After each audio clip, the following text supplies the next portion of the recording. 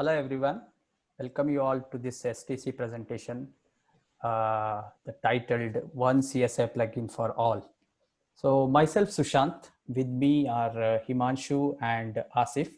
So we are from Soda Foundation. So just a one-liner intro about Soda Foundation. It is a sub-foundation under Linux Foundation, which hosts a set of projects dealing with various aspects of storage provisioning and data management.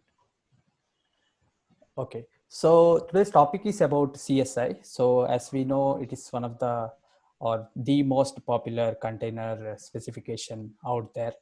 So it is we want to introduce an experiment or our approach we have taken in solving one of the useful solving a problem so that the particular thing can be used by all.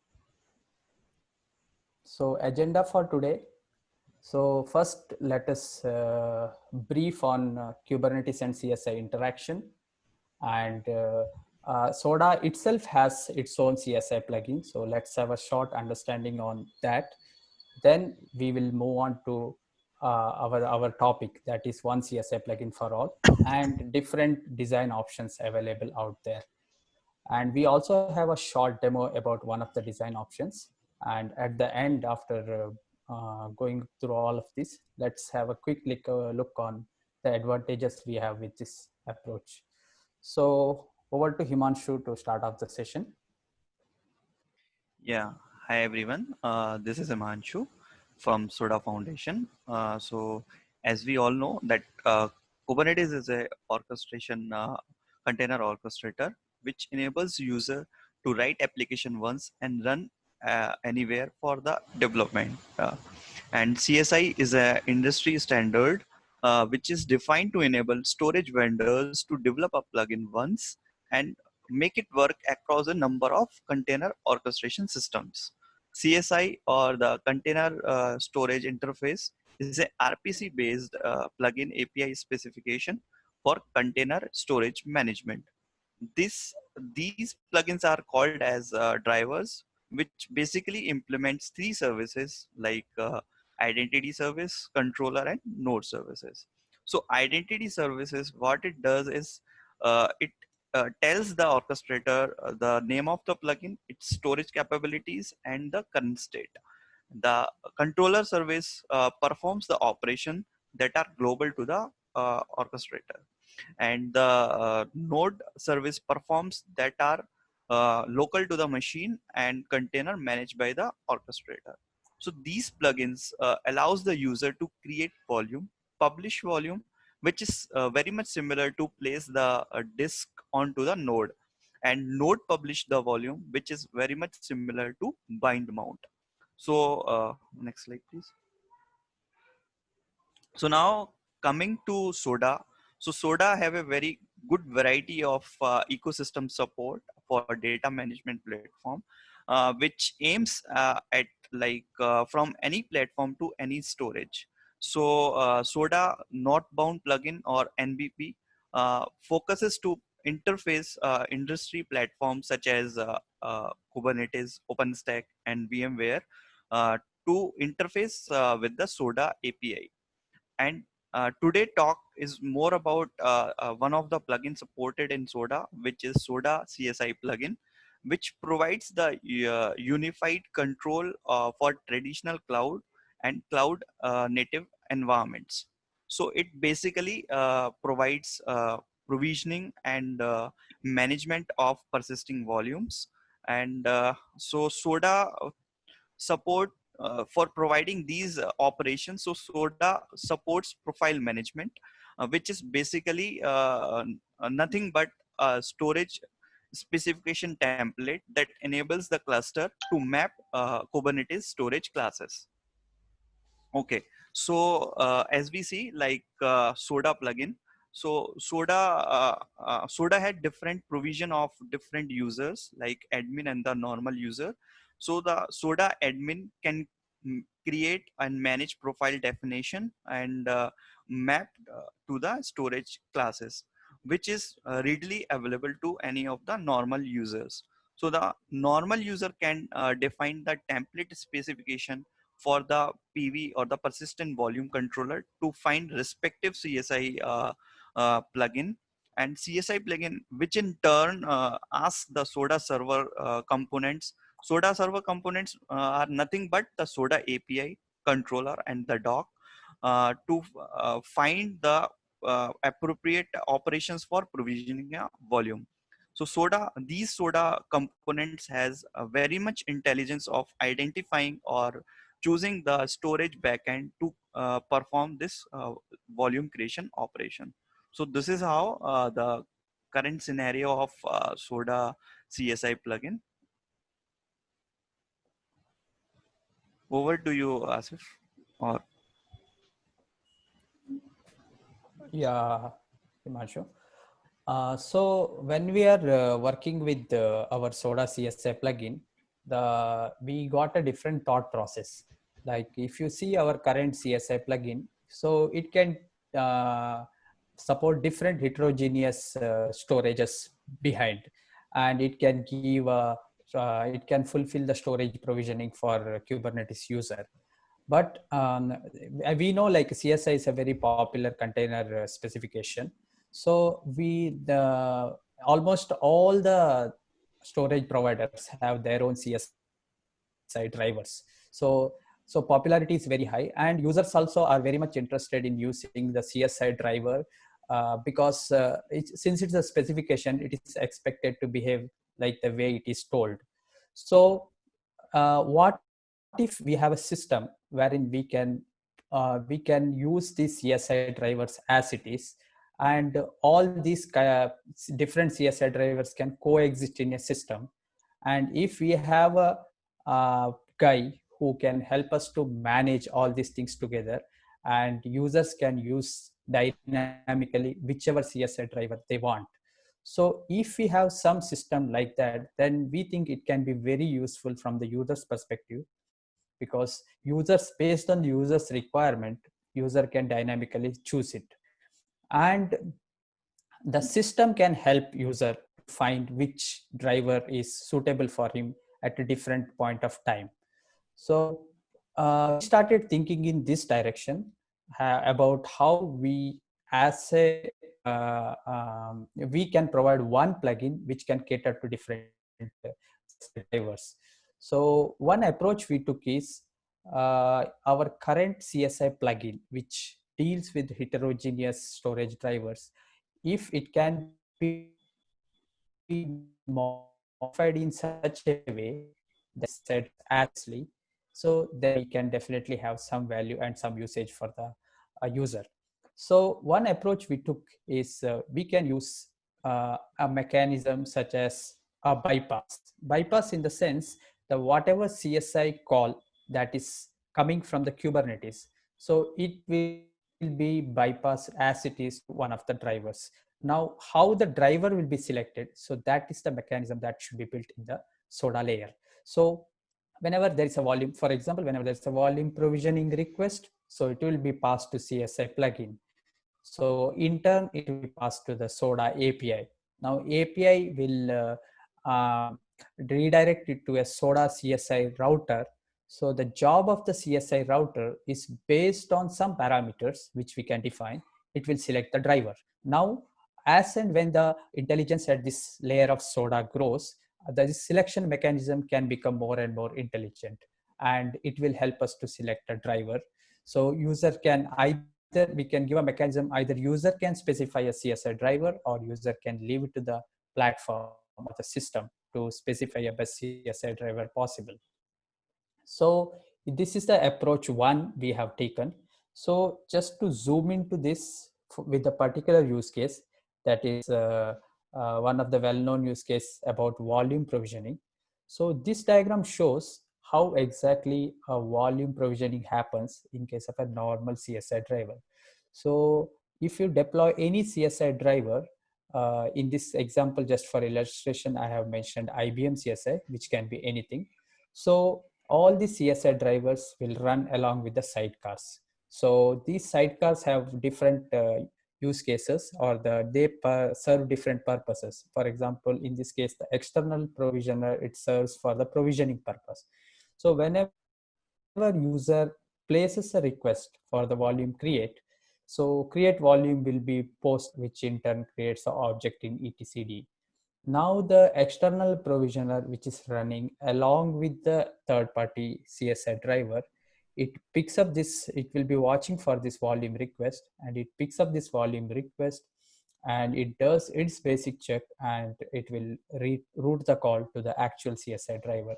Now the actual CSI drivers, it's actual CSI driver's responsibility to get the provisioning done and reply it back to the caller.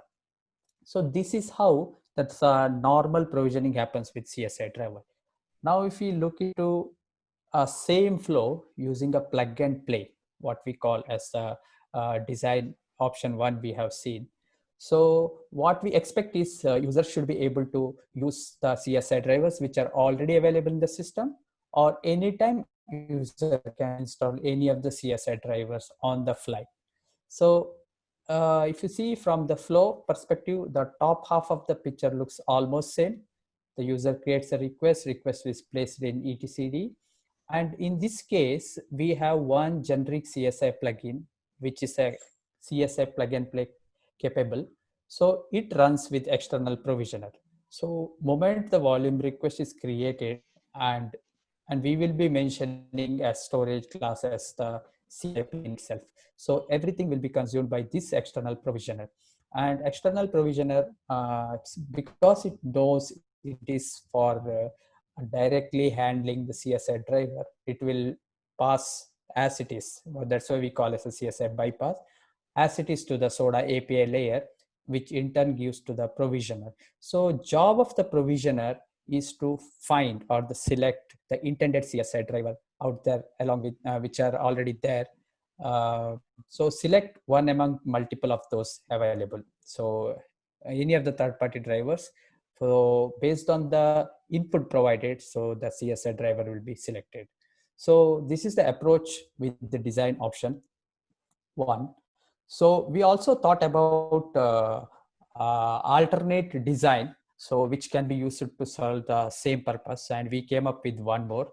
So over to Asif to explain the alternate design. Hello everyone, my name is Asif and I'm from Soda Foundation. So here we will discuss about the CSI plug and play mechanism. This is the second design option what we have experimented, and the goal and the motivation with behind this design is to make a plug and play mechanism through which we can provision and manage the storage of heterogeneous storage providers. So here we intend to use the third-party CSI driver as it is, which comes from the vendor, so that SODA users doesn't need to worry about their maintenance. And we also plan to use the SODA profile ID, which will have the information of the heterogeneous storages which needs to be provisioned, and these profile IDs will be used to dynamically allocate these, dynamically provision these storages. And with this plug and play mechanism, we also try to experience all the feature sets provided by the SODA. So if we see the typical deployment mechanism for this plug and play is, next slide. Okay, so here in the right hand side, you can see this is a typical CSI driver deployment where we have a master and a node, and we have a TP controller, so which is basically a vendor storage provider controller. So each CSI driver will have a controller plugin and a node plugin based on their designs.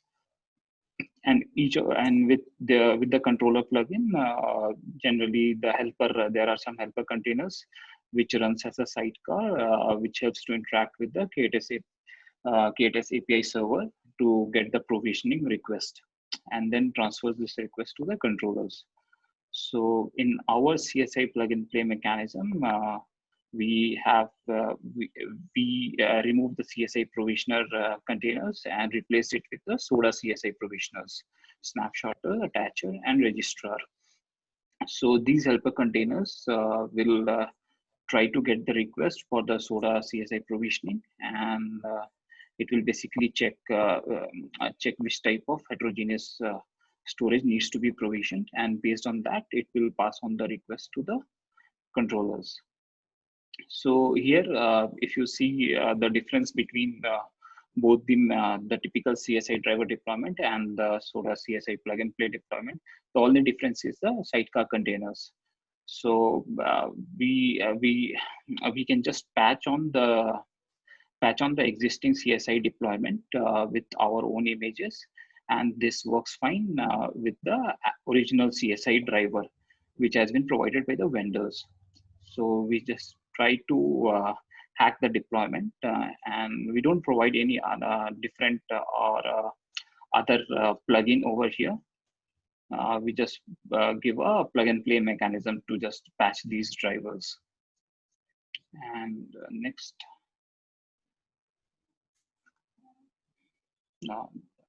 slide, yeah. So if we go for a basic call flow for this type of mechanism, then you can see a user has to create a storage class, and they need to give provisioners as a CSI SODA block, and the parameters they need to give as a profile ID. So this profile ID will basically hold all the informations which will be required to provision the storage. So a user creates the storage provisioning request, which is basically sent to KTS API server, and API server updates the request to the etcd, and these SODA CSI provisioner, the helper containers, which will be provided by us, will be watching for these PVC objects. So once the PVC object is created, request will be generated in the SODA CSI provisioner. And this request will hold all the informations like profile IDs. And then the SODA CSI provisioner will basically contact the SODA API server to get the details of the profile. Okay, and based on those intelligence, the SODA CSI provisioner will decide which actual CSI driver needs to be called. So say in case we have multiple TP controllers, means we have an IBM CSI driver as well as an NetApp CSI driver. So both of these drivers will have their own SODA CSI provisioners. And since this complete design is based on the watch mechanism, so both these SODA CSI provisioners will receive the request for PVCs object.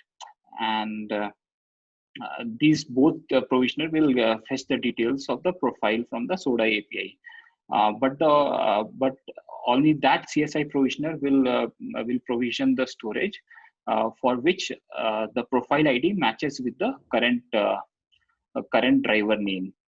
So based on that, it will pass on the request to create the storage.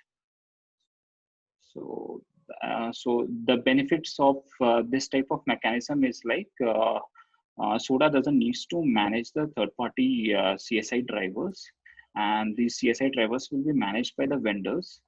And the only change what we do for a user to use these provisioners and create provision volumes using SODAWay is to just patch their deployment. And other than that, user doesn't need to change anything. So this is like a robust design and easy to maintain. So we have been experimenting this. And this, next over to Sushant for the demo video. So we have done to validate our design idea. So we have started with the prototyping of our design option 1. So we started with the volume provisioning, and this is a short demo about that. So we have in this, you can see a local Kubernetes cluster. So we have a third-party LVM CSI plugin, which we have installed for our demo, along with the SODA CSI plugin. So the SODA CSI plugin is a bypass plugin. So these are installed in a single cluster, which is installed locally. So as I mentioned, we also have a SODA provisioner, which help us to get connected to the CSI driver. So we start that as well. And we will also see the third party LVM CSI driver. LVM we have picked up for the reason being like it can be checked locally without the need of a actual hardware. So we can see like we have installed and LVM is up and LVM plugin is up and running.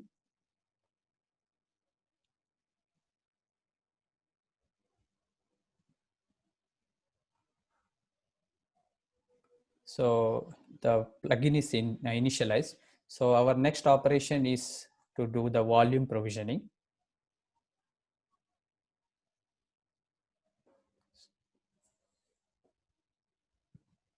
So we create a PVC using the YAML.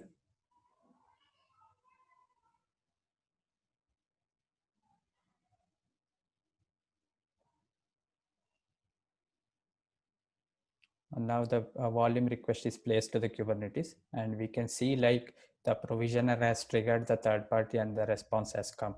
So we can also see the third party LVM CSI driver.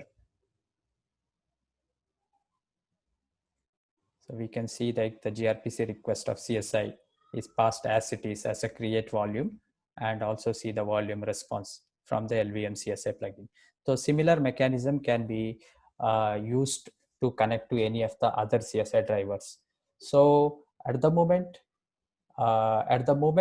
we have done, or we have started with the volume provisioning. So we will be experimenting other features such as attaching volume or snapshotting and other aspects. So similarly, we will be doing taking the approach what Asif mentioned.